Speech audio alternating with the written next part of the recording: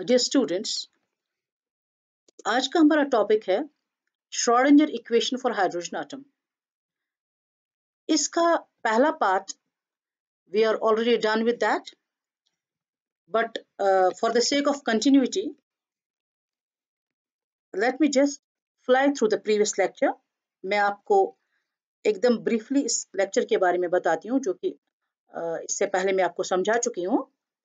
तो what we do, हम पहले लिखते हैं Schrodinger equation for an electron moving in 3 dimensions around a nucleus. तो वो हमारी equation that is displayed on the screen, ये है हमारी वो इक्वेशन। आप देख लीजिए, इसको कार्टेशियन कोऑर्डिनेट्स के टर्म्स में लिखा गया है। तो व्हाट विल डू, हम इसको स्फेरिकल पोलर कोऑर्डिनेट्स के टर्म्स में लिख लेते हैं, राइट। और इसके साथ ही इसमें v का वैल्यू यानी पोटेंशियल एनर्जी का वैल्यू भी सब्स्टिट्यूट करते हैं, जैसा कि ये वैल्यू यहाँ दिया गया है।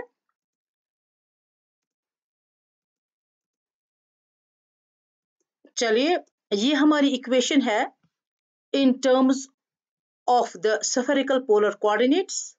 जैसा कि आप देख रहे हैं, हमारे जो स्फेरिकल पोलर कोऑर्डिनेट्स है, they appear in this equation. And what are our spherical polar coordinates? पिछले लेक्चर में मैं इसको बहुत अच्छे से समझा चुकी हूँ। आप प्लीज लिंक आपके डिस्क्रिप्शन बॉक्स में है, please go through the lecture if you face any difficulty. तो हमारे पास r है, थीटा है और फाई है, राइट। तो ये हमारे स्फेरिकल पोलर कोऑर्डिनेट्स है। तो इस इक्वेशन को in the terms of spherical polar coordinates लिखा गया है। Let me repeat and emphasise कि हमारा मकसद जो है, हमारा मकसद है कि हमें इस सारी एक्सरसाइज से क्वांटम नंबर्स हासिल करने हैं, और क्वांटम नंबर्स हमें एक आइडिया देंगे about the location of the electron, ठीक है। तो हम क्या करेंगे, हम इस इक्वेशन को की मदद से इससे शुरू करके we will try and get 3 equations in terms of r, theta and phi. So let's continue. तो जब हम इस इक्वेशन को पहले हम इससे शुरू कर लेते हैं, तो हर स्टेप पे लिखा गया है कि कौन कौन सा ऑपरेशन है। जैसे यहाँ पे लिखा गया है कि आप इसको r square sine square theta से मल्टीप्लाई कर लीजिए इन बोथ साइड्स को, RHS एंड LHS को। चलिए, आपको इससे ये इक्वेशन मिल गई, जिसको कि हमने लेबल किया है इक्वेशन 3। इस इक्वेशन 3 को हमने क्या किया था, हमने इसमें से ये values d psi by d r, rather curly psi by curly r, curly psi by curly theta और curly 2 psi by curly phi square, इन के वैल्यूज हम in terms of r, theta and phi निकालेंगे और इनको यहाँ substitute करेंगे। तो लेट अस कंटिन्यू। तो हम इस इक्वेशन को सॉल्व करते हैं बाय सेपरेशन ऑफ वेरिएबल्स, ठीक है ना। चलिए, तो हमने ये तीनों इक्वेशंस निकाली, d psi by d r b, d psi by d phi b और d square psi rather curly square psi by curly phi square b, ठीक है। तो हम इन इक्वेशंस को, इक्वेशन 4 को, इक्वेशन 5 को और इस इक्वेशन को, नॉट 6, ये जो हमारे नीचे दिए गई है ये वाली इक्वेशन को हम सब्स्टिट्यूट, बेसिकली 6 ये है, ये नहीं है 6, right. Let me set it right. तो ये हमारी इक्वेशन नंबर 6 है। इनको हम इक्वेशन 3 में सब्स्टिट्यूट करेंगे। चलिए जी, हम इन तीनों इक्वेशंस को इक्वेशन 3 में सब्स्टिट्यूट करेंगे और हमें ये वाली इक्वेशन मिल जाएगी। आफ्टर डूइंग द सब्स्टिट्यूशंस आपको बड़े आराम से इक्वेशन मिल जाएगी। चलिए, तो इसको हमने एक तो इन वैल्यूज को सब्स्टिट्यूट किया और हमने throughout R theta phi से डिवाइड भी कर लिया, तो फाइनली हमें ये वाली इक्वेशन मिल जाती है। ट्रांसपोज करके वी गेट दिस इक्वेशन। तो मैंने आपको बताया था पहले लेक्चर में भी कि ये इक्वेशंस तभी बराबर हो सकती है, इक्वेशंस नहीं रादर ये लेफ्ट हैंड साइड आपका राइट हैंड साइड के बराबर तभी हो सकता है जब ये वाला साइड और ये वाला side they are equal to some common value, right. और इन दिस केस हम ये कहते हैं कि ये जो कॉमन वैल्यू है, जिस कॉमन वैल्यू के बराबर हमारा ये साइड और ये साइड होगा, ये हमारा एमएल स्क्वायर है, ठीक है। तो इससे हमें क्या मिलता है, इससे हमने इसको एमएल स्क्वायर के बराबर कर दिया and we get our first equation. Don't forget your goal. हमें 3 इक्वेशंस हासिल करनी है in terms of phi, theta and R. तो हमें पहली इक्वेशन मिल जाती है यहाँ पे। This is our first equation in terms of what, in terms of phi. सही, चलिए अब हम आगे बढ़ेंगे और हमारा मकसद क्या है, हमारा मकसद है अब हमें 2 और इक्वेशंस मिलनी चाहिए in terms of theta and in terms of R. Okay, तो हम इस इक्वेशन 8 को इक्वेशन 7 में सब्स्टिट्यूट करेंगे, ठीक है ना। या रादर हम इस साइड की जगह ये एमएल स्क्वायर लिखेंगे, ठीक है। एग्जैक्टली हमने यही किया है। जो हमारा लेफ्ट हैंड साइड है ये हमने एज इट इज लिखा है, आप देख लीजिए। और इस राइट हैंड साइड की जगह ये देख लीजिए, इस साइड ये सेम है, इसकी जगह हमने एम एल स्क्वायर लिखा है, ठीक। तो now what we will do, we will divide throughout by sine square theta. देख लीजिए क्या हो जाएगा, इसको साइन स्क्वायर थीटा से आप डिवाइड कर लीजिए, ये खत्म हो जाएगा। इसको साइन स्क्वायर थीटा से डिवाइड कर लीजिए, एक साइन थीटा खत्म हो जाएगा, नीचे एक साइन थीटा बच जाएगा। इसको साइन स्क्वायर थीटा से डिवाइड कर लीजिए, ये ऊपर वाला साइन स्क्वायर थीटा खत्म हो जाएगा और इसके साथ साइन स्क्वायर थीटा आ जाएगा, ठीक है। चलिए ये हमें मिल गया, हमने through out sign square theta से डिवाइड कर लिया, तो हमारे पास ये इक्वेशन आ गई। ये बहुत आराम से कन्वीनियंटली आपको इक्वेशन मिल जाएगी। तो हम क्या करेंगे, अगर आप देखेंगे यहाँ पे जो वेरिएबल्स है आर है, थीटा है, तो we will segregate the variables. Segregation का क्या मतलब, सेग्रीगेशन का मतलब कि हम इक्वेशन के एक साइड में आर वाले टर्म्स रखेंगे और इक्वेशन के दूसरी साइड में थीटा वाले टर्म्स रखेंगे, ठीक है। मैंने इससे पहले वाले लेक्चर में भी आपसे रिक्वेस्ट की थी and I am again retreating, ज्यादा बड़ी इक्वेशंस को देख करके या ज्यादा लंबे डेरिवेशंस को देख करके घबराइए मत, क्योंकि आपका जो पहला स्टेप है ये आपको खुद ब खुद गाइड करेगा कि आपको आगे क्या करना है। Only one thing you have to remember, you have to remember what is our aim. हम किस चीज की को हासिल करने की कोशिश कर रहे हैं, then it will become very convenient. चलिए जी, यहाँ से हमने इस तरफ आर रख दिया और इस तरफ हमने थीटा रख दिया, right. This is our, we have labelled it as equation 8a। Again ये आप देख लीजिए, this is in terms of r, आपका left hand side. Right hand side देख लीजिए इन टर्म्स ऑफ थीटा। तो ये दोनों अलग अलग वेरिएबल्स है और ये अगेन एक दूसरे के बराबर तभी हो सकते हैं जब इनकी वैल्यू एक कॉमन एंटिटी, जब इन दोनों साइड्स की एक कॉमन वैल्यू होगी, यानी कि ये वाला साइड अलग से और ये वाला side, that should be equal to some common value, ठीक है। तो हम क्या कहते हैं, हम कहते हैं ये जो कॉमन वैल्यू है that's equal to L square plus 1 या एल इंटू एल प्लस 1, एक ही बात है, ठीक है। तो now we go to next step. तो हम क्या लिख रहे हैं इसमें, हम पहले इस साइड को ले लेंगे, इस साइड को हम एल इंटू एल प्लस 1 के बराबर कर लेंगे, ठीक है ना।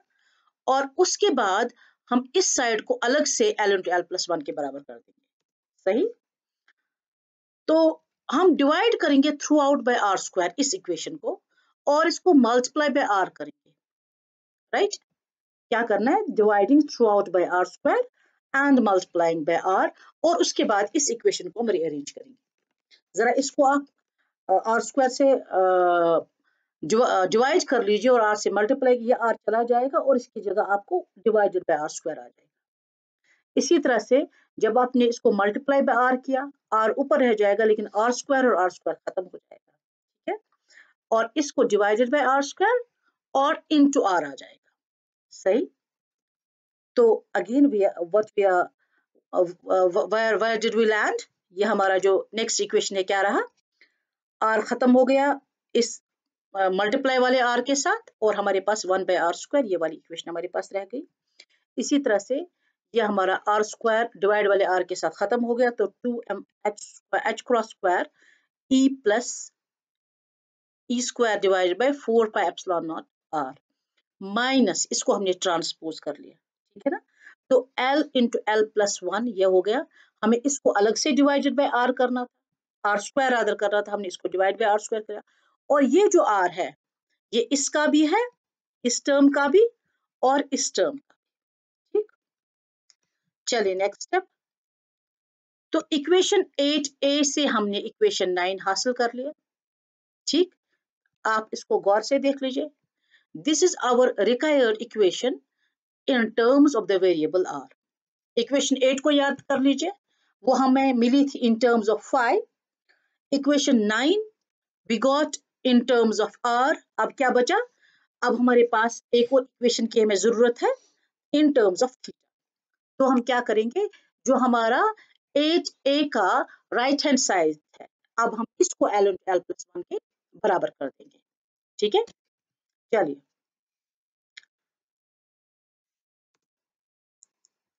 इस साइड को हमने l इंटू एल प्लस 1 के बराबर कर दिया। तो नेक्स्ट स्टेप में हम क्या करेंगे, हम इसको through out multiply by theta करेंगे और ट्रांसपोज करेंगे। ट्रांसपोज करने का मतलब इसको इसको हमने जब इधर लाया थीटा वाले पोर्शन को, ये प्लस बन जाएगा, और एम एल इस वाले पोर्शन को, इस वाली टर्म को जब हम इसको इस तरफ ले जाएंगे तो ये माइनस बन जाएगा। याद रख लीजिए ये हमारा प्लस बन जाएगा क्योंकि हमने ट्रांसपोज कर लिया, और ये जो है ये हमारा माइनस बन जाएगा। चलिए हाँ, तो multiplying through out by theta और हमने ट्रांसपोज कर लिया, ठीक। ये पीछे हमारा माइनस था, ये प्लस बन गया, और ये हमारे ये उसी तरफ था हमारा, तो सिंपल ट्रांसपोज करके हमें ये वाली इक्वेशन मिल गई। तो ये क्या है, this is the equation we needed in terms of theta. तो हमें तीनों इक्वेशंस मिल गई in terms of phi, in terms of R और इन टर्म्स ऑफ थीटा। तो इक्वेशन 8 हमें इन टर्म्स ऑफ फाई मिल गई, इक्वेशन 9 हमें इन टर्म्स ऑफ आर मिल गई, और इक्वेशन 10 हमें इन टर्म्स ऑफ थीटा मिल गई। देखिए equation 8 in terms of phi, equation 9 in terms of R और equation 10 in terms of theta. ये मैंने वही इक्वेशंस लिखी है जो हमें पीछे मिली थी। Now we will just deal them one by one, ठीक है। तो पहले हम इक्वेशन 8 ले लेंगे। तो जब हमने ये इक्वेशन 8 ले ली तो इस इक्वेशन को सॉल्व करने के बाद हमें फाई की वैल्यू मिल जाती है। तो phi is equal to A E raise to the power iota M L phi. ये हमारा ए जो है, चूंकि हमें उसको इंटीग्रेट करके सॉल्व करना पड़ा, this is constant of integration, ठीक है, इंटीग्रेशन कांस्टेंट। और ये जो हमारी इक्वेशन है ये एक पीरियोडिक इक्वेशन है। पीरियोडिक मतलब कि इसकी वैल्यू एक खास पीरियड, एक खास टाइम इंटरवल के बाद रिपीट होती जाती है, ठीक। तो हमारा राइट हैंड साइड क्या है, ये एक पीरियोडिक फंक्शन है, और पीरियोडिक फंक्शन का क्या है, एज आई टोल्ड यू कि अगर ये एक पीरियोडिक फंक्शन है तो जो f की वैल्यू x पर है वो वैल्यू x प्लस t पर होती है, तो वही वैल्यू x प्लस 2t पे होगी। आप देख लीजिए यहाँ पे t बढ़ जाता है, और अगेन एक t के बढ़ जाने पर आपकी वैल्यू रिपीट हो रही है, t पे और 2t पे आपकी सेम वैल्यूज आ रही है, यानी कि इसमें 5 और इसका जो भी टाइम इंटरवल होगा तो उस पे वैल्यूज रिपीट हो जाएंगी, और इसका हमारा जो इंटरवल है या पीरियड है दैट्स इक्वल टू 2 पाई। देख लीजिए जो हमारी वैल्यू 5 पर है वही वैल्यू हमारी 5 प्लस 2 पाई पर भी है, तो हम इस B को सब्स्टिट्यूट करेंगे इन A। क्या मिलेगा हमें? तो ये रिपीट कर रही है, after 2 pi what will get, B को सब्स्टिट्यूट जब हम A में करेंगे तो क्या मिलेगा?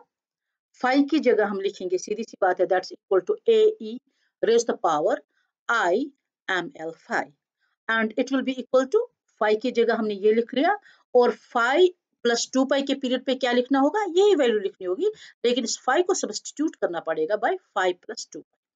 तो AE raise the power I ml 5 plus 2।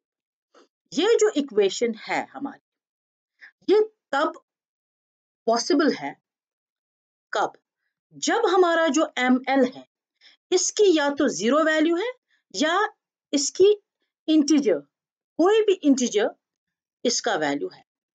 तो ये इक्वेशन हमारी तब होल्ड ट्रू करती है जब ml की वैल्यू या तो 0 है या इसकी वैल्यू कोई इंटीजर है। यानी कि जो हमारा ml है, that is our magnetic quantum. जब आप कहते हैं एटॉमिक स्ट्रक्चर में ml की वैल्यू आइदर 0 है और इट्स एन इंटीजर, तो ये कोई आर्बिट्ररी बात नहीं है, this has been derived, right? So इस इक्वेशन से हम इस नतीजे पे पहुंचे, इस कंक्लूजन पे पहुंचे कि हमारी ml की वैल्यू या तो 0 है या इसकी कोई इंटीजर वैल्यू। तो ये हमने लिख लिया ml इज इक्वल टू 0 या +-1 +-2 so on and so fourth. ठीक है, यही हमारा मैग्नेटिक क्वांटम नंबर है। तो जो हम लास्ट लेक्चर से अभी तक जो काम करते आ रहे हैं उसके थोड़े से रिजल्ट्स आने शुरू हो गए। The first thing that we got is our magnetic quantum number. चलिए जी, अब हम नेक्स्ट इक्वेशन पे जाते हैं। ठीक, तो ये हमारी इक्वेशन नंबर 10 है। जब आप इस इक्वेशन को सॉल्व करते हैं तो इसमें आपके ml और l दोनों हैं। तो इससे आपको क्या पता चलता है? इसके सॉल्यूशंस में हमें क्या पता चलता है? इसके सॉल्यूशन से हमें ये पता चलता है कि ये जो l है, l may be an integer either equal to or greater than ml। तो हमारा l जो है, it is either equal to ml or greater than ml। तो ये हमारा l क्या है? l is our azimuthal quantum number, right? So again, azimuthal quantum number की भी वैल्यू बाकायदा डिराइव की गई है। इस पे बाकायदा वर्क करके ये कहा गया है, ये देखा गया है कि it is either equal to और ग्रेटर देन ml। ठीक है, since ml is an integer, l obviously is an. चलिए, हो गया हमारा ml का भी मसला सॉल्व हो गया, हमारा l का भी मसला सॉल्व हो गया। अब हम आगे बढ़ते हैं। अब हम जब इक्वेशन 9 को सॉल्व करते हैं, ठीक है ना, इक्वेशन 9 के सॉल्यूशन से हमें एक फॉर्मूला मिलता है, और वो फॉर्मूला किसका है? वो फॉर्मूला एनर्जी का है। ठीक, this energy is equal to -me raised to the power 4 32 pi square epsilon naught square h cross square n square. ठीक है, और ये जो n की वैल्यू है इस फॉर्मूले में, it's fixed, it can be 1 2 3 4, right?